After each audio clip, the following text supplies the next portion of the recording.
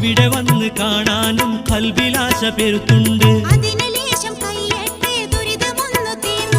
ഇടയ്ക്ക് ഫോൺ വിളിച്ചോട്ടെ, പയക്കമൊന്നു കേട്ടോട്ടെ. പുര പണിഞ്ഞു കഴിഞ്ഞില്ലേ, പഠിക്ക പാഠം വാങ്ങിയില്ലേ. വരട്ടെ പൊന്നെ, വരട്ടെ മോളെ, വരട്ടെ കരളെ.